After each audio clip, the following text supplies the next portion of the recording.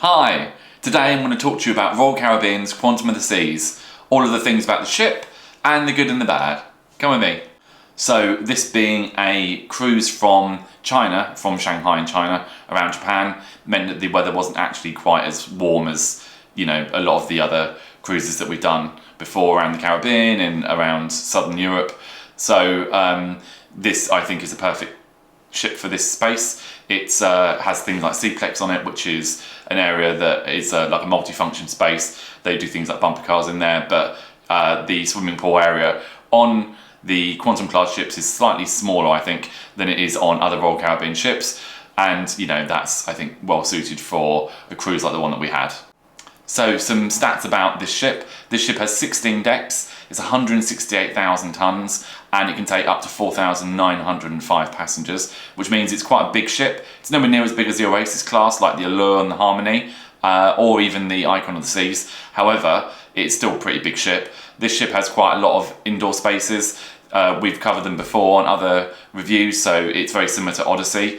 The ship was built in 2014, so it's now about 11 years old. I think that the ship is actually pretty modern in terms of the general age of Royal Caribbean's fleet.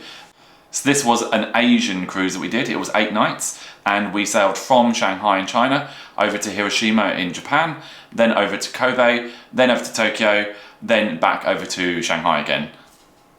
So cabin-wise on this ship, we had a junior suite. So as you might have seen on other reviews, we are looking at getting status. So you get 2 points per night if you have a suite level room, or if you are single occupancy. And the other benefits of this room as a suite are that you get a walk-in wardrobe, which is quite handy for longer cruises, and you get a bath, which you don't tend to get in smaller cabins.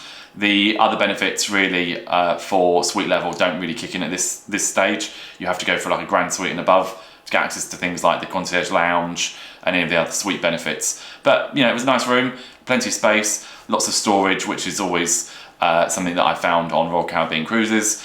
So in terms of restaurants, you've got plenty of food options on board.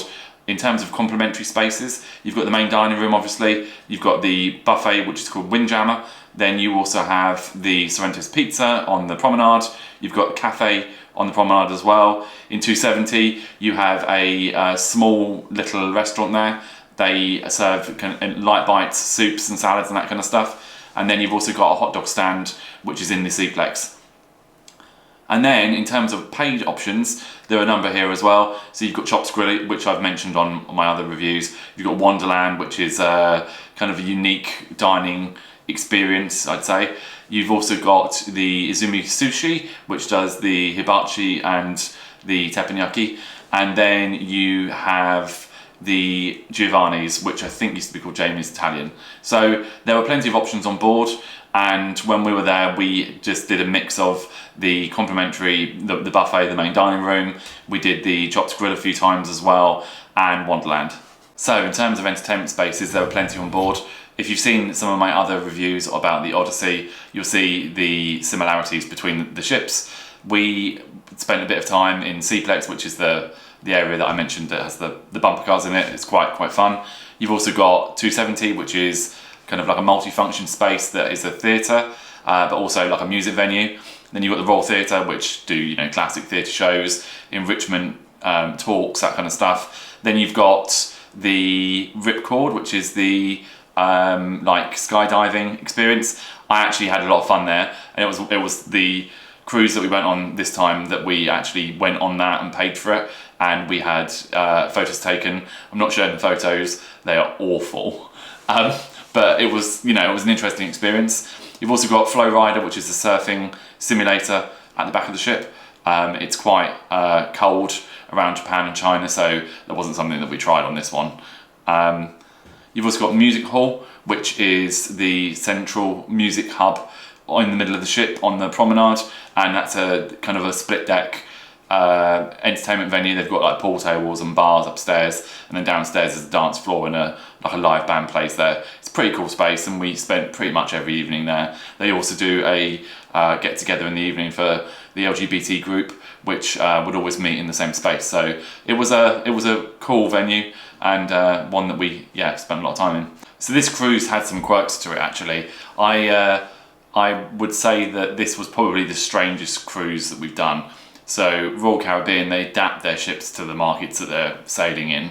And on this particular cruise, they were adapting it towards the Asian market and specifically the Chinese market. So as I mentioned, we got on board in Shanghai and we returned to the same port. So as you can imagine, you have predominantly a Chinese customer base. There were some international guests on board from the US, Australia, Canada, and the UK, and some European countries, but I mean it made up a very small percentage of the overall population of the ship itself. That included and was a reflection of the staff working on board as well. So we were told actually that Royal Caribbean, they recruit from a number of different centres, the biggest one being in the Philippines, but they've also got quite a large training base in China, and so they do train people up in China to work on the ships that they have in that area. And so again, that was reflected in the overall cruise. But I'd say it was definitely a very interesting cruise, and the ship itself, reflected, as I said, the different populations of people on board. And so that meant things like the casino was always a lot busier than it would be on other cruises we've done around the Caribbean. It was actually pretty much busy all the time. But we were told, and I don't know if this is necessarily always the case, but people from around Asia don't tend to drink as much as Westerners do. So the bars in the evenings would be very quiet, particularly the music hall, which was normally only actually occupied by people working in the entertainment section of the ship and the Western guests that were there. But I mean, it's probably, I'd say, 10% occupied.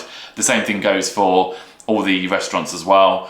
Again, because there isn't much alcohol being consumed, a lot of the restaurants weren't serving it, so there were sections of the restaurant that were actually partitioned off between the guests to make it so that they could serve different people different dishes and at different times with alcohol and without alcohol, and also by different staff. So as I said, the Chinese staff were predominantly speaking in Chinese, and the Western guests, there's a mix of them, so it was a split between the two. But interesting, and something that we've definitely not seen before. This ship is now sailing around the west. So it's going around the west of the United States. We're actually going on it next February, so I'm excited to see and get back on the ship again. In terms of the good bits on this ship, there are actually quite a few. I actually quite like the design and the layout of the Anthem and the Odyssey and the Quantum.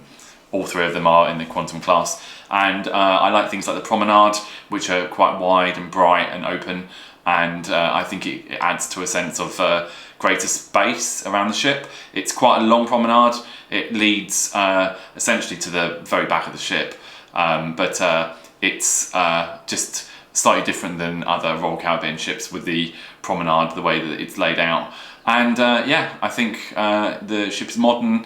I like the Seaplex, I like 270, I like the music hall, I like the restaurants, and I like the choices that are available. And even the cabins as well are, again, nice and modern. The service was really good, as it always is. So then in terms of the things that are not so good, now I wouldn't really say these are the fault of Royal Caribbean. I think that they're just a fact of what, where the ship was and the people it caters to.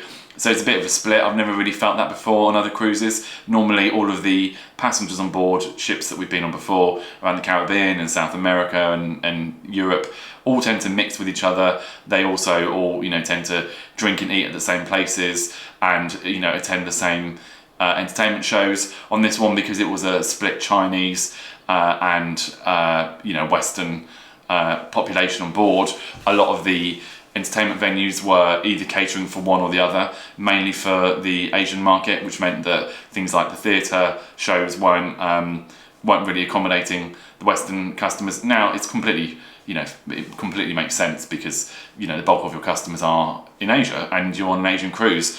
But you'd find also things like bars, because again, people generally don't drink as much as Westerners do. The bars would be a lot quieter. The music hall was always very quiet as well. And I do recall that a lot of the entertainment in the music hall was focused on Western appetites.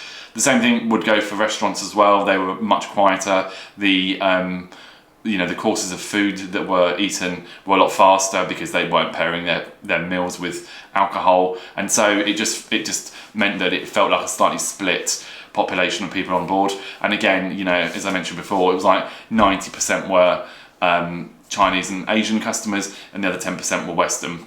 And the same thing was reflected off the staff as well. I'd say the bulk of them were Chinese and the minority of them were Western, which means that you've got, like I said, like a bit of a split segregation on the ship, which feels kind of weird, to be honest, and not something that we had expected before we went on board the ship. So if you are doing a cruise around Asia, particularly if you're doing one that is ported in China, it's something to think about. I would also maybe look at the online reviews to see what other customers say about it, but just something that was quite obvious to us as customers, and it just meant that things like the bars and entertainment venues were really quiet in the evenings. Thanks as always for watching my video. If you have any comments or suggestions, please do leave them below, and if you'd like to subscribe or like my video, I'd be very grateful. Thank you.